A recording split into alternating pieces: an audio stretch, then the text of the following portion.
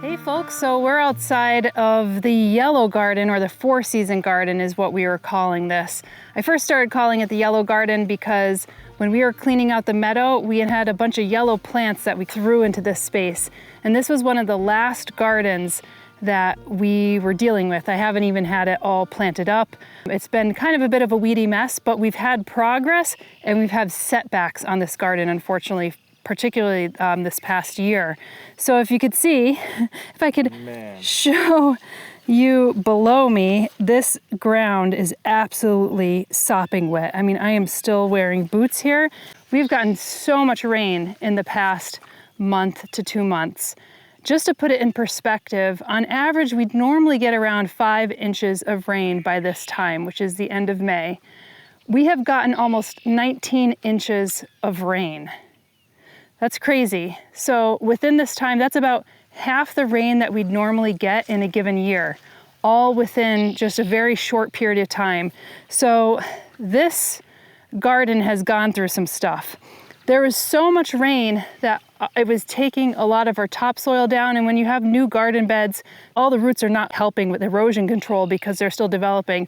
And a lot of this garden bed was planted last year, so the roots really didn't get a chance to expand. One of the things in the improvements that we did do is, you probably see the garden edging. And so we came out here earlier this year, and one of the benefits of having wet land is that, one, the weeds are easier to take out, and 2, it's easier to dig into the ground. The downside is that it's actually so sopping wet that you thought you were going to lose the garden edging into the ground.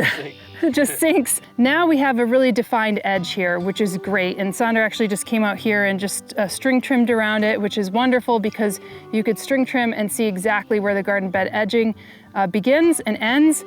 And you could see though that with all the pelting rain, a lot of the soil we lost. There was so much soil and erosion that was happening from not only our place, but other places, that our neighbors with the pond down below, which is kind of, he has the pond at the end of all of the watershed, was so soiled. The other downside about this garden is that over the winter months, as we were replacing our last bit of deer fence, we had significant deer browse. And this was one of the original plants in the bed. And you could see it almost looks like a skeleton. Now you do see little bits of it actually coming back, but it's gonna be time to actually remove this, unfortunately. If I showed you pictures of what it looked like in the past, it was good enough to save. There were quite a few other bushes in this garden that were unsalvageable. We had to remove them. They basically looked like this bush. And if this bush looked like what it did back, 4 years ago, we would have actually had to remove this. The other aspect of the winter months, we had one of those, if you can recall, the ice storm that we had, Sander, where it's the type of ice storm that basically coats the entire stem and branches of the plant. You go out and everything is enshrouded in ice. It's like an ice tomb. And this got cracked in 2 places, and you might not be able to tell, but they were really big branches. So we had one here. Yeah, so the stem gets so heavy because of all the extra ice on it that it just doesn't hold it. And we couldn't get the ice off. It's like hard to chisel it off. And then we had really wet snow after that, like a very heavy wet snow. We actually had to come out here with a broom and knock a lot of the snow off, but the snow, shake the leaves, shake the stem. The snow was like 24 to like 36 hours of that type of snow. So you'd have to come out here every hour or so trying to do that. And it just made no sense after a while. So we lost 2 big branches here, but you wouldn't think it. Yeah, this one can handle it. You can see a lot of stuff has come back, but one of the other deer browse issues, not just that big one, you shouldn't have to prune this. And I thought it would look really pretty as a little triangle between all these bushier trees. So I ended up getting a new one. So this is kind of what it should look like. And you can see this has a lot of new growth. Yeah, sorry, it's a juniper. Juniper gold cone. And it's supposed to grow in a cone. This one, honestly, was a better shape than this one. I'm not going to throw this away though. I just don't think it looks good enough here. There's a back area in the compost pile The compost pile we're actually planting up. Sounds terrible. It sounds terrible. No, we're planting up a like 30-year-old compost pile now in the back. That's gonna be a whole other video. Is that what you tell your plants? You'll put them in the compost pile? It's okay, little plant. Look, the soil back there is extraordinary. So this one, I'm not shovel pruning it. I'm basically shoveling it so I can move it over to plant it elsewhere. And we're gonna have more of a show garden here. This was our 4-season garden. I promised it looked beautiful. I'll show past shots of it. You could see kind of the color palette that I was going with, these verdigris bluish hued leaves. This is called Artemisia silver mound, probably one of my favorite artemisias for this purpose as a ground cover. You could see that it's kind of like this nice gumdrop shape. Yeah, these did really well. Just funny because this garden got really wet and they seem to be growing very well, so I got a couple more. These are actually fairly cheap now. I got a lot of this stuff at our big box stores, believe it or not. Some of it not. Some of it's too fancy, but when these first started to come out, you couldn't get them at the big box stores. Like for instance, this is the Arborvitae Fire Chief, and these were also one of the other ones that got completely browsed by deer. Look at the difference. The difference, look at that. You can see this one was salvaged. And you could say, oh, this looks a little dead. It's not. This is the Fire Chief, has an orange kind of look to it. So I wanted to go with this chartreuse yellow, these verdigris blue-green leaves, and some of the pops of orange and red. So that heat color with the cool colors. The festuca is absolutely marvelous. All the different types of festucas. If you're looking at the benefit of grasses, lawn grasses, as well as clumping grasses, is that they do penetrate the soil and have good roots that hold on to the soil. And ideally, this bed gets so filled that when we get a really heavy rainstorm, like we have over the last 2 months, and it's just been punctuated, pulsed with like a little bit of sunlight like these days, then you're not going to have so much soil loss. So this is Festuca Blue Whiskers. I think this is a new kind of Festuca. There's a lot of different cultivars. So what's interesting is that you get pretty much sun here. This is very much in the shade because it has the shade of this lilac tree, and then you have the shade of these two conifers behind. So it's interesting because you get shade and dry over on the top of this mound. So in that, you could grow a much different kind of plant under there than you can here. And so I thought I would try these dicentras, and this one's called Gold Heart. So you'll know this as the bleeding hearts. This one has a very chartreusey leaf. I figured I would try to plant that under there in the shade, because if you give this too much sun, it's going to damage the leaves. And so I think under there will look nice, because if you can imagine the dark green of the lilac punctuated with this yellow underneath, I think would be really pretty.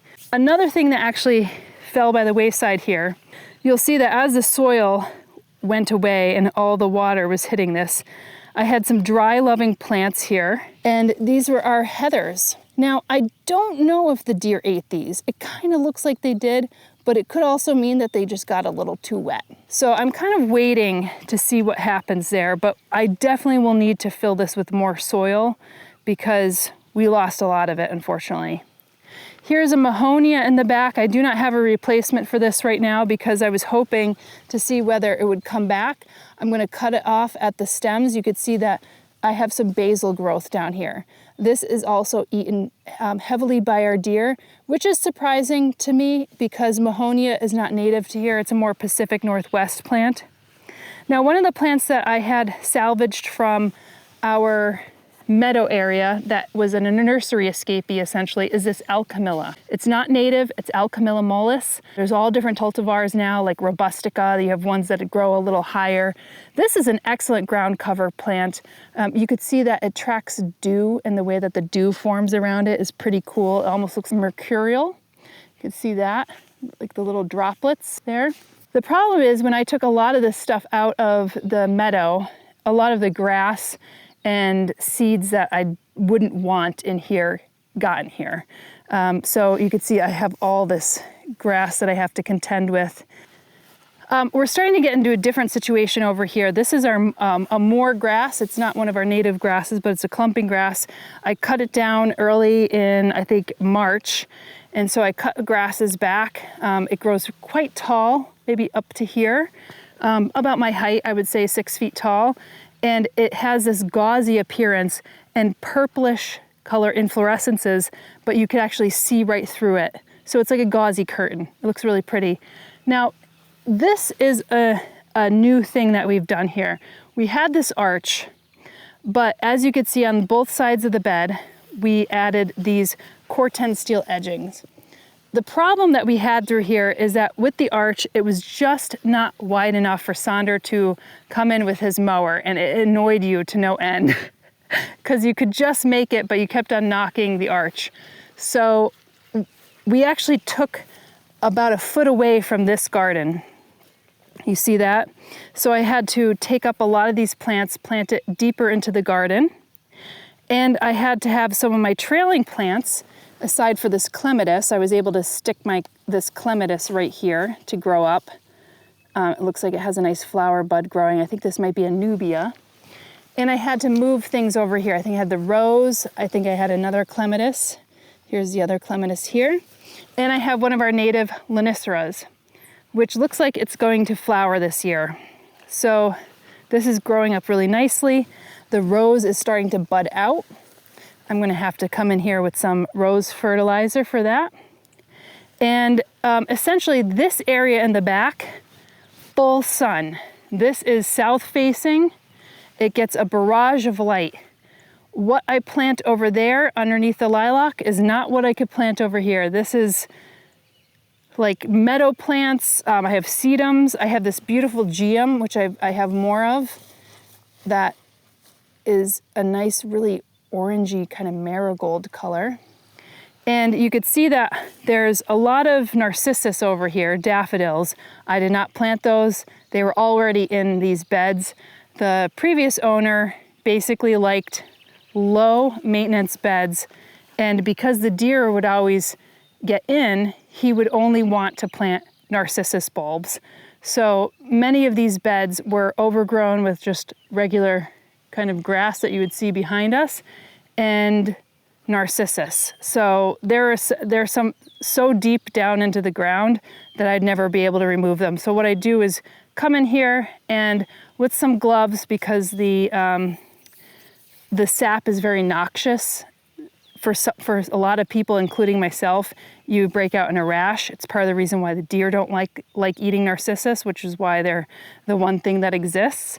But I go in there and cut down the leaves at around, usually you want to have them yellow up, but I get a little impatient and I just take them down immediately. So all over through here is very sunny. And you'll see that some of the things that have moved in here, well, this is garlic mustard, so it's very weedy. This back area is very, very weedy. So we moved the zizia in here that we were able to salvage from the meadow, the alchemilla. The ajuga came in with the alchemilla. It's not something that we had planted, it was just in the garden, in the meadow. And then we actually brought in some mint. And if there's any PSA out there where you're saying mint spreads, don't plant it in your garden bed, this is probably a great PSA. Look at how much peppermint has spread. But you know what? Back here, I actually don't mind it because I didn't really have a major plan with this garden and it would have taken forever to fill it. But if you plant it with mints, it doesn't take that long to fill it. Look at it. And they do intermingle nicely with the others. So you can see that the alchemilla is not really affected. And I also had some coreopsis. I think this is coreopsis, primarily Zagreb, which is a shorter statured yellow flowering coreopsis. And I have clumps of it and it's starting to spread despite the fact that the mint is spreading as well. The viburnum looks really good. I think this is the first year that it's actually starting to flower, which is really interesting. But back here, there is another spruce. And you could see that this was eaten, which is so sad because it must have been a really hard year for the deer. When we took down the fence, it looked like the bar was open. That's what Sandra was saying. It looks like the bar is open, 15 deer came in and just decimated the place. And each deer eats about 7 pounds per day. And during the winter months, their gut, the bacterial composition becomes different than what it is in the spring months. So they could eat a lot of different materials like wood and bark and fibrous materials that they can't normally eat in the spring. So you can see that there's some little growth coming in. I think I'm going to plant this one up in our 30-year-old compost pile, not toss it in the 30-year-old compost pile, but plant it up. I got this Taxus. This is a Taxus cuspidata. It's called bright gold. And again, it has that kind of chartreusey color. And I don't think this one gets that high. So I kind of want that in here with the Zizia. I'll show you some of the new plants because some of the new plants are going to replace something like the arborvitae here, the fire chief, which looks terrible.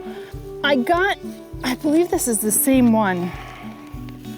False cypress, I paid 35 bucks for it.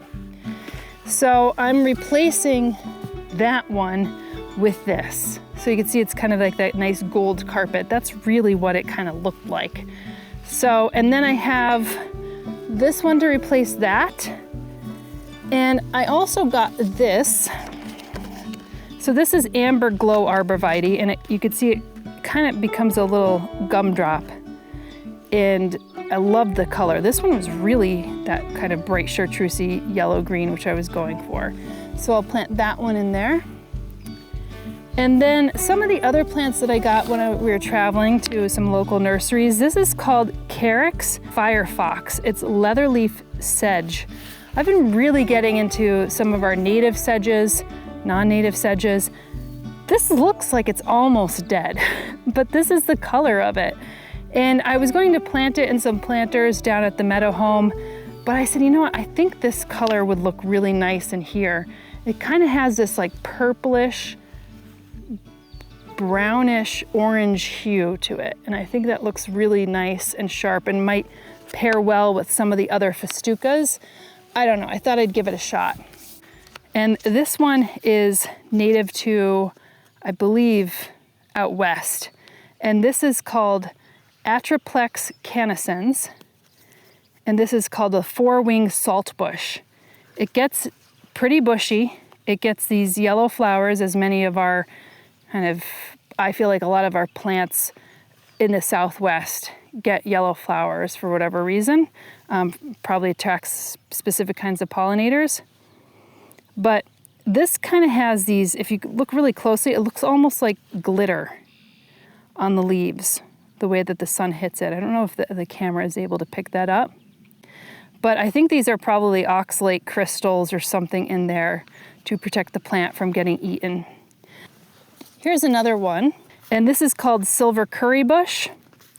And this gets also some yellow, beautiful flowers, but look at that color. I mean, it is striking. This is the cushion spurge, so this is a type of euphorbia, and it blooms from spring to midsummer. Again, that's gonna go in the back because it wants a lot of sunlight. This is another one, it's called Prince's Plume, and this is Stanleya pinnata, and it almost reminds me of a lupinus, like a lupin. So it gets these like bottle brushy type flowers. It's a bit more bottle brushy, I guess, than a lupin, but it has that kind of same conical growth. And again, kind of these light green leaves, not as bright as this. You can see that's more green compared to that. But if I compared it to a regular green, it kind of still has that verdigris color and beautiful yellow plumes. Now, this is where I switch up. This is Pyrethrum Robinson's Red. So this is a chrysanthemum that comes out in like late summer into the fall. And I do have splotches of red in here as well. Not too many, but I like that kind of ferny look. And I wanted some flowers that would bloom in with the asters because I planted quite a lot of asters in here. And I planted a lot of Amsonias. So these are Amsonias, a lot of these are Hubrichtii. They get actually quite large, and I planted them very small, but it takes about 2 to 3 years for them to actually take. I had mentioned that I had some geums back there. I didn't have that many, but I went with this new one called Sun-Kissed Lime. When it's in with the blues, it just looks really nice. See that this one has kind of a mango colored flower. This is Nepeta, and this is called Chartreuse on the Loose, which I think is a great name, but it has this yellowish green leaf. So I'm gonna try that in the back as well because it likes a lot of sun. It doesn't mind to be a bit dry, and it gets a nice purple flower. So, you know, towards the end of the year, you have your Amsonias, which are turning yellow. Their leaves actually are green now, but towards the fall, they start to turn yellow. In the spring, they should have like a light blue flower. We get asters, we're gonna have some chrysanthemums. So the idea behind this garden was to have interest all 4 seasons. And the evergreens, of course, really help with that. Some of the sedges also help with that, with the seed heads. The grasses look really great even throughout the winter months because they really hold their form. So there's a lot of thought that has gone into this garden, but it's also been an afterthought as well. So I think the first thing that we're gonna do is, before we have to plant, we have to cut. The biggest trimming that we need to do is this plant. It's time to go. I was able to borrow Saunders' Sawzall. There's no way we're gonna be able to pull this out because the last time we pulled out something this large, it basically took up the entire garden because its root structure is just so big. And this is sad to see this go, but it's just got to happen. And I'm gonna cut it in different stems so it's not so heavy to take out.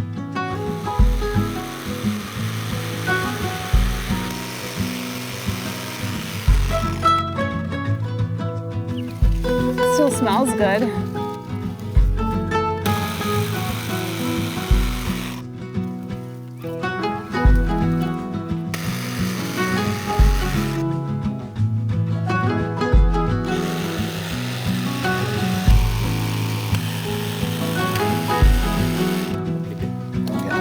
Oh yeah, you got it.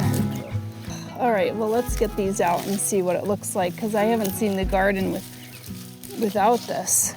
We did get our deer fence, but truth be told, we had an area where a mama deer came in just like what, 2-3 days ago? Yeah. So where all the water was going out of our ponds, because we had so much rain, it basically gutted out so much more of the soil. So there was an ability for the deer to be able to belly crawl under a place that they couldn't belly crawl before. And she belly crawled in. We had a camera there, so we know she did that. And unfortunately, when we found her, she was next to a baby fawn, but the baby fawn was stillborn. Trigger warning for some people if that actually affects you, because I'm gonna show you the stillborn fawn. So close your eyes for a few seconds. But yeah, it was kind of a sad thing. She tried to come back the next day, I think looking for the fawn, and we haven't seen her back. This is just within the last like 2 to 3 days. It might be hard to plant in here, but if I could find a place where the roots weren't, I'm gonna remove all this grass and plant that one right there and hope for the best. Also dump a lot of soil because it's very low, yeah. So we built a lot of this garden bed up with a lot of soil, and I'm gonna need to do that. Actually, we just went to the auction so I could get a new old wheelbarrow for 30 bucks. It's a tank, but hopefully it's better than the wheelbarrow that we've had over the last 4 days. I can't believe it. Wheelbarrows are so expensive. They're like hundreds of dollars. So we found one at the auction. I'm gonna have to get it because it's down at the Meadow House, and I'm gonna truck in some of that extra espoma soil that we've had sitting in our barn. So I'll probably build that up. That is also really light and fluffy. So it will settle, but it's gonna give us a better slope up towards this top. We've had to kind of build it up towards this because all of this was not garden bed before, believe it or not. Yeah, and then let me prune this, and then we'll really start getting started with this bed because there's a lot of things that have to come out, and I'm gonna be planting elsewhere. But a lot of these arborvitae, fire chiefs, they have to go. I don't think I'm gonna be planting those up. Oh, this rooted up pretty nicely. Whew. Yeah. So that one's gonna go elsewhere, but I'm gonna need to get more soil in. All right, so that's kind of where we landed with this garden. And I'll give you updates along the way, but I am going to get stuck in here, as they say.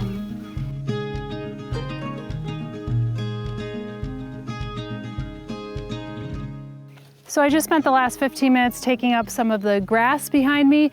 It seemed to be pretty easy. There are some that had deeper roots, but there's others that look like they had just seeded in just within this year. So I was able to actually take them up quite easily. And then the arborvitae fire chiefs, they came up relatively easy as well, but I could see how well they had rooted in the ground because I had to take up quite a bit of soil with them as well, which is unfortunate because I think they would have done extremely well if it weren't for that deer browse. But I'm going to start adding some soil back in here, building up the bed a bit more. I might even add some wood chips on top once I'm done in certain areas, just to kind of build the bulk and protect it from any new seedlings coming in.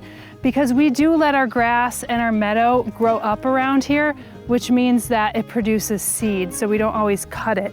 So if the bed is not really full quite yet, then you risk getting some weed seeds in there that you don't want. And if you have some wood chips, then that actually helps prevent some of the seeds moving in. So I'm just gonna continue to whack at this garden.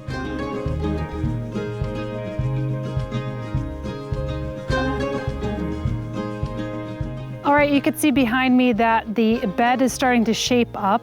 It's taking a lot of soil, so I'm grateful that I have these soil seconds that Espoma had delivered.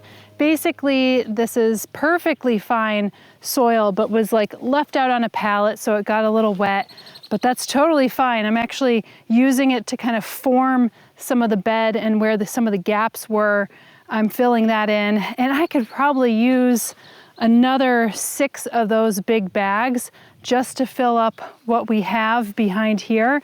But what's nice about it is once I lay down the new soil, it kind of gives me a new palette to play with so I could see where to put some plants. But I'll probably get some of our wood chips because we have an ample supply of them and lay them in this bed as well. I did an okay job with the weeding, I have to admit. I wasn't picking up every little bit of grass, so I'm sure through the season it's going to push up some new grass or like clover or things along those lines.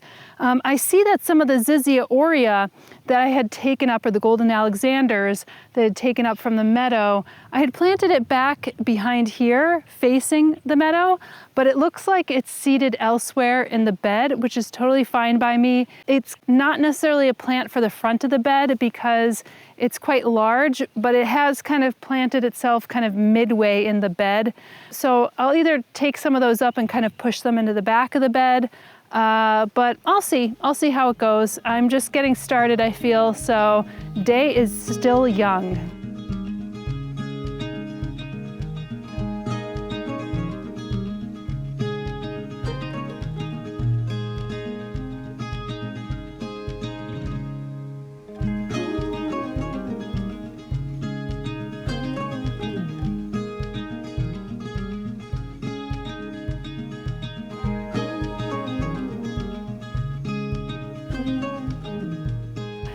If you look behind me, the garden is coming together. I feel like the substrate is only like a partial solution because the weeds are going to start coming back in. And there are still some low spots, but I've already put in 18 cubic feet of soil, if you could believe it, in this area. It was already pretty low to begin with, but I couldn't really get under that bush that I had taken out as I shared with you. But I think I could actually fill in some of the gaps maybe with some wood chips.